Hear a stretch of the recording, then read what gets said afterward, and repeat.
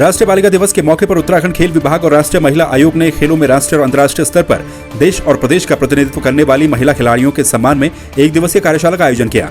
इस कार्यक्रम में मुख्य अतिथि के तौर पर मुख्यमंत्री पुष्कर सिंह धामी ने शिरकत की। मुख्यमंत्री ने कार्यक्रम में उपस्थित बालिकाओं को बालिका दिवस की बधाई देते हुए कहा कि राज्य सरकार महिलाओं और उनकी सुरक्षा से जुड़ी योजनाओं को चला रही है और आगे भी कई नीतियों पर काम किया जा रहा है, जिससे कि प्रदेश की महिलाएं देश और प्रदेश का नाम पूरी दुनिया में रोशन कर सकें। वहीं कार्यक्रम में खेल मंत्री रेखा आर्य भी मौजूद रही। उन्होंने भी राज्य की बालिकाओं को बालिका दिवस की बधाई दी। उत्तराखंड शिक्षा विभाग में डीएलएड प्रशिक्षु शिक्षक विवाद के कारण शिक्षकों की रिक्त पदों को अभी तक भरा नहीं गया है। शिक्षा महानिदेशक बंशीधर तिवारी का कहना है कि राज्य सरकार को हाईकोर्ट और सुप्रीम कोर्ट के फैसले का इंतजार है, जिसके आधार पर ही डीएलएड प्रशिक्षित शिक्षकों को सम्मिलित किए जाने और रिक्त पदों को भरे जाने की प्रक्रिया को शुरू किया जाएगा। वहीं डीएलएड प्रशिक्षित शिक्षक संघ को भी हाईकोर्ट से राहत मिलने के बाद अब सुप्रीम कोर्ट के फैसले का इंतजार है, क्योंकि सुप्रीम कोर्ट का फैसला ही उनके आगे के भविष्य को तय करेगा। गन्ना आयुक्त हंसा दत्त पांडे बिना सूचना दिए ही रुड़की की गन्ना सोसाइटी में औचक निरीक्षण करने के लिए पहुंचे। इस दौरान दफ्तर में कर्मचारी आनंद फानंद में सभी रिकॉर्ड पूरे करने में लग गए। इस दौरान वहां मौजूद किसानों से गन्ना आयुक्त ने शिकायत के बारे में भी बात की। किसानों ने भी सोसाइटी कर्मचारी के द्वारा किए जा रहे व्यवहार के बारे में आयुक्त से शिकायत की।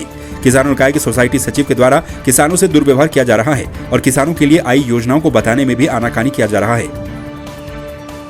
पौड़ी पहुंचे कैबिनेट मंत्री डॉक्टर धन सिंह रावत ने मीडिया से दूरी बनाते हुए श्रीनगर विधानसभा के विकास कार्यों की बैठक को अधिकारियों के साथ मिलकर गुपचुप तरीके से ही निपटा डाला, जिससे अब विकास योजनाओं को लेकर रखी गई बैठक पर सवाल उठने लगे हैं। दरअसल कैबिनेट मंत्री धन सिंह रावत लोक निर्माण विभाग, वन विभाग, सहकारिता और कृषि विभाग की बैठक लेने पौड़ी पहुंचे थे, लेकिन बैठक शुरू होने के कुछ देर के बाद ही बीच बैठक में धन सिंह रावत ने पत्रकारों को बैठक से बाहर जाने को कह दिया।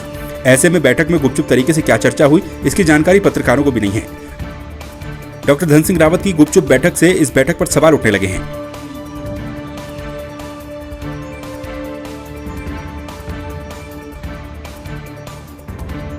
देखिए, जब भी वो अपनी समीक्षा बैठक लेते हैं या कभी कोई बैठक लेते हैं तो पहले वो देखते हैं कि आसपास कोई मीडिया कर्मी तो नहीं है।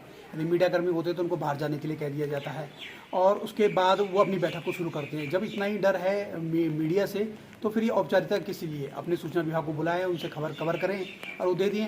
मीडिया को पहले ही बता दिया जाए कि हमारी किसी भी बैठक में मीडिया को नॉट अलाउड है। मीडिया को बैठने के बावजूद उन्हें बाहर निकालना, ये तो सरासर हमारी समझ में नहीं आता कि किस तरीके से वो क्या अपनी बैठकों में क्या छुपाना चाहते हैं, क्या अधिकारियों से करवाना चाहते हैं। ये तो उनकी भविष्य की गर्द में है। और जिस तरीके से मीडिया कर्मियों से ये कहा जाता है कि आप बाहर जाइए और बाद में आपको बाइट के लिए बुला दिया जाएगा, तो ये सरासर कहीं ना कहीं गलत है।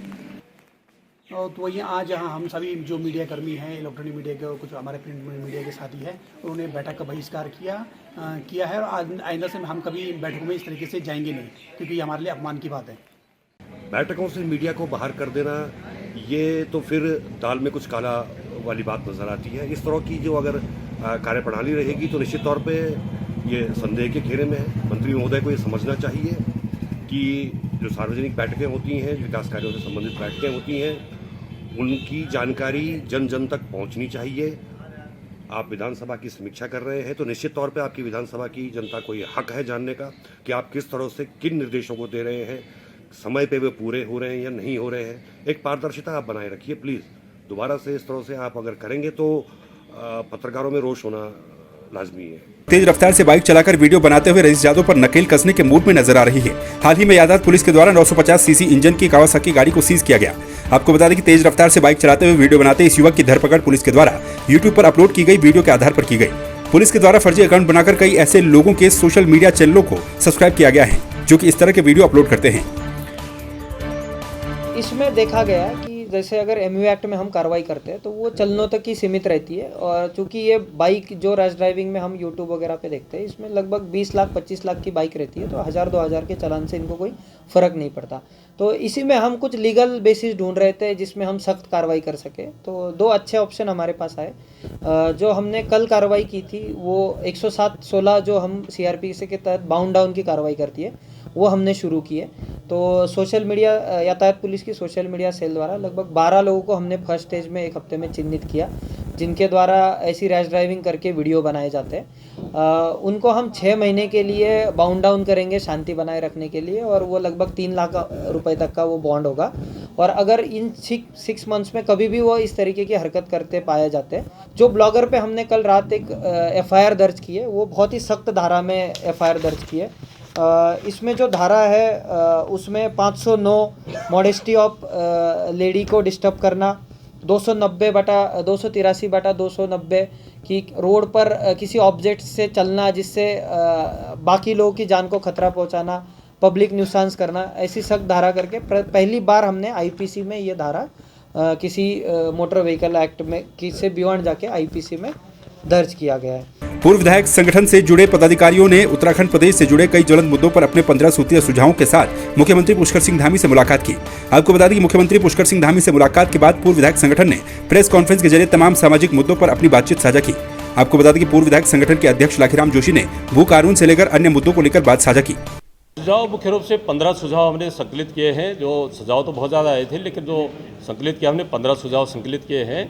और उसमें मुख्य रूप से जो सुझाव थे वो ये था कि प्रदेश में जो IAS अधिकारियों की, रिटायर्ड अधिकारियों की जो पुनर्नियुक्ति की परंपरा है यहाँ प्रदेश में, वो पुनर्नियुक्ति की परंपरा जो है बंद होनी चाहिए। उसमें जो है कई अधिकारी ऐसे हैं कि वो रिटायरमेंट के बाद 15-15, 20-20 साल से अभी तक जो है पदों पर जमे हुए हैं, वो कभी रिटायर ही नहीं होने वाले, तो इसको बंद करना चाहिए। दूसरा ये कि जो नियुक्तियाँ होती हैं यहाँ, उसमें जो ठेका के माध्यम से जो आउटसोर्स के माध्यम से जो ठेका जो एजेंसियाँ है, वो जो है ठेके के रूप में वो जो नियुक्ति के आधार पर जो मानदेय मिलता है सरकार से, उसमें से आधा से ज़्यादा धन जो वो स्वयं डकार जाते हैं। तो हमने ये कहा है कि सीधा नियुक्ति की परंपरा जो है वो प्रक्रिया जो है सीधी होनी चाहिए, और सीधा पैसा जो है वो बीच में बीच में जो दलाल हैं, बिचौलिया है, इनको ख़त्म करके सीधा वो पैसा जो है उनको जो नियुक्ति जिनको दी जाती है उनके पास जो पैसा जाना चाहिए। प्रदेश के बहुत सारे ऐसे और भी मुद्दे हैं जिन पर जो है हम लोगों ने जो है पलायन रोकने के लिए और युवाओं को जो है प्रदेश में रोजगार के संबंध में, जंगली जानवरों से फसलों की सुरक्षा के संबंध में और दैवीय आपदा के संबंध में, जो भी जो है दैवीय आपदाएँ आती हैं तो उसमें जो है जो हमने कहा है कि जो टिहरी डैम का पुनर्वास का जो पैकेज है, उसके आधार पर सभी दैविक आपदा पीड़ितों को जो है सहायता दी जानी चाहिए। और इसमें बहुत सारे अच्छे सुझाव आए हैं। तो उसमें जो है हम लोगों ने उसमें जैसे पिथौरागढ़ जिले के दूरस्थ क्षेत्र सेल में आयुर्वेदिक चिकित्सालय इन दिनों वार्ड बॉय के भरोसे चल रहा है। स्थानीय सामाजिक कार्यकर्ता त्रिभुवन सिंह बिष्ट ने जानकारी देते हुए बताया कि लंबे समय से आयुर्वेदिक चिकित्सालय सेल भगवान भरोसे चल रहा है, क्योंकि यहाँ पर कर्मचारियों के होने के बावजूद भी कोई भी कर्मचारी चिकित्सालय में नहीं बैठता, जिससे कि क्षेत्र के लोगों में खासा आक्रोश है। क्षेत्रवासियों का कहना है कि दर्जनों गाँव के लोगों को आयुर्वेदिक चिकित्सालय की कोई भी सुविधा नहीं मिल पा रही। राजकीय आयुर्वेदिक सेल में कोई भी व्यवस्था न होने, डॉक्टर, कंपाउंडर आदि एक वार्ड बॉय के भरोसे ही मात्र ये हॉस्पिटल चल रहा है, और क्षेत्र की पूरी जनता इस पर निर्भर है। जैसे कि सल्ला, तड़ेवियाँ, सेल, रौतगढ़ा, हल्दू आदि पूरी जनसंख्या इसी हॉस्पिटल पर निर्भर करती है। और डॉक्टर और वार्ड बॉय जो कंपाउंडर हैं, ये हमेशा ही नदारत रहते हैं इस क्षेत्र से। कभी हफ्ते महीने में आना जाना होता है, ना ही कोई लोगों की सुध लेने वाला है इस क्षेत्र में। और हॉस्पिटल की स्थिति आप देख सकती है, दैनिक है।